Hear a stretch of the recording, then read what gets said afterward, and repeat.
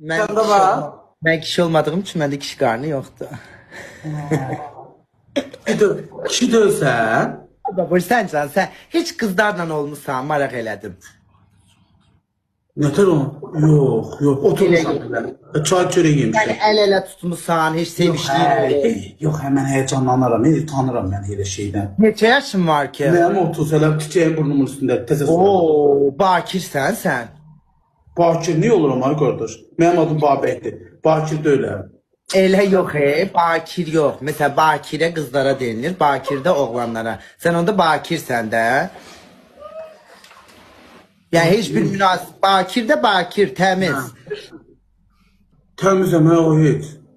Oy. Ha, başa düşdüm. Sən Sən yenirəm amma. Ya. Sən duduşun yansın ay. Səs danışmaya təbi. Oo, nədən şok bu? Aa, o gün Leman'la PK atıram. Leman'ın o qara dındığı yansın. Mənə şey deyir ki, mən buna PK atmıram. Və məni niyə takip edibsə denən. Allah, Baboşun ürəyi günə saf. Mən Baboşu çox sevirəm bu arada. Çox təmiz qəlblidir Baboş. Ha? Başka ne tanışıyorsun? Kimsenin adı sen. A sən qısqanırlar. Sen indi kadınsan yoksa?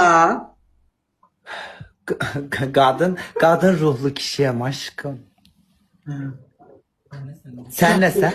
Yani gittin əməliyyat kadın oldun da elə. Aklıma gəlsən baba yadigarı kəsilərmi? Və sən nəsən? Mən kişi görmüşsən, deyir. Görürəm ey kişisən. Sadəcə